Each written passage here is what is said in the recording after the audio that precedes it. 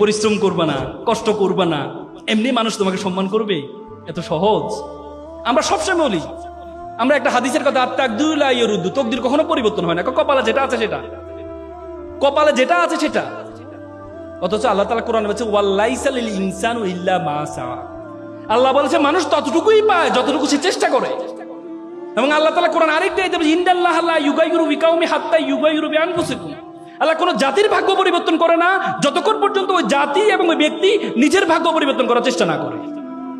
আর তুমি মনে করো চেষ্টা করবা না, এমনিই তুমি সফল হয়ে যাবা, সব তোমাকে মানুষ সালাম করবে, প্রণাম করবে? না, এমনি করবে না, তোমাকে এমনি কখনো করবে না। পরিশ্রমের কোনো বিকল্প নেই। মনে রাখবা, পরিশ্রম তার পারিশ্রমিককে কখনো খালি হাতে ফেরায় না, কখনো না, কখনো না। তুমি পরিশ্রম কর, পৃথিবীর সবচেয়ে বড় সংজ্ঞা। পরিশ্রমের কোনো বিকল্প নেই, পরিশ্রমের কোনো বিকল্প নেই। একটা এক্সাম্পল তোমাদেরকে দিই। একবার একটা অঞ্চলে তারা চিন্তা করলো একটা মন্দির বানাবে। তো মন্দিরের জন্য কি লাগে? মূর্তি লাগে। তো তারা চিন্তা করলো একটা মূর্তি বানাবে। তো মূর্তির জন্য কি লাগবে? পাথর লাগবে। তো তারা চিন্তা করলো একটা পাথর কোথা থেকে পাওয়া যায়? সুন্দর, পাশের গ্রামে একটা পাথর আছে, সুন্দর পাথর, সাদা পাথর, চমৎকার পাথর। তখন তারা গেল পাথরকে অফার করতে, যে পাথর সাহেব আপনাকে একটু লাগবে। বলে যে আমাকে লাগবে, আমাকে নিয়ে কি করবা? বলে যে আপনাকে নিয়ে আমরা একটু 6 মাস একটু কাটবো, ঘষবো, মাজবো, এরপর আপনাকে মূর্তি বানাবো, মন্দিরে রাখবো, সবাই এসে আপনাকে সেলুট করবে, প্রণাম করবে, সালাম করবে। 6 মাস? না, এই কষ্ট আমার দ্বারা সম্ভব না। আমাকে কষ্ট ছাড়া যদি কোনো কাজ থাকে সেটা বলো। বলছে না, আপনাকে তো এভাবে রাখলে তো কেউ সালাম করবে না আপনাকে। তখন অবহেলিত একটা পাথর ছিল পাশে, কালো পাথর। সে বলে স্যার আমাকে নিয়ে যান, 6 মাস না, 1 বছর ধরে আমাকে কাটেন, ঘষেন, মাজেন, কোনো সমস্যা নেই।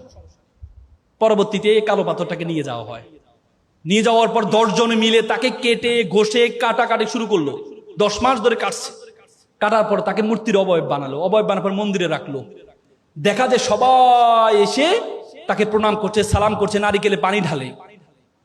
দেখলো তো বিশাল লাইন পড়ে গেছে নারিকেলে পানি। তারা চিন্তা করলো এই যে প্রত্যেকের হাতে একটা নারিকেল যদি আমার দেয়ালে ভাঙে তাহলে আমার দেয়াল তো ফেটে যাবে। তখন তারা কি চিন্তা করলো, ওই পাথরটাকে একটা অফার দিয়ে দেখি, এখান থেকে কাটা ঘষার কোনো কাজ নেই। তখন গেল সাদা পাথর সাহেব, আপনার একটা চমৎকার কাজ পেয়েছি। বলে কি কাজ? বলছে আপনাকে কাটবে না, ঘষবে না, মাজবে না, কিচ্ছু করবে না, শুধু নারিকেল ভাঙবে। খুব চমৎকার। 6 মাস? না, 6 মাসও লাগবে না, এখন থেকে কাজ শুরু। আপনার এখন থেকে আপনার কাজ শুরু, রেডিমেড কাজ। তো ভালো কথা। তো পরে তাকে নেওয়া হয়, প্রত্যেকে এসে নারিকেল ভাঙে।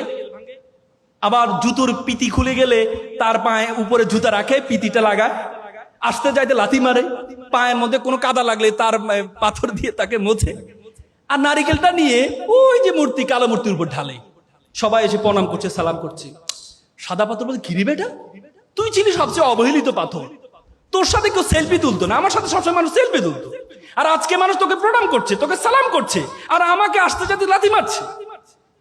তখন কালো পাথর বলল, তুমি তো দেখেছো আমাকে সম্মান করাটা, কিন্তু আমাকে যখন কাটা হয়েছে, ঘষা হয়েছে, মাজা হয়েছে, 10 জন মিলে চারদিক থেকে আমার উপর আঘাত করা হয়েছে, তখন আমি সহ্য করেছি বলেই আজকে মানুষ আমাকে প্রণাম করছে, সালাম করছে। তুমি যদি মনে করো যে পরিশ্রম করবা না, কষ্ট করবা না, এমনি মানুষ তোমাকে সম্মান করবে, এত সহজ?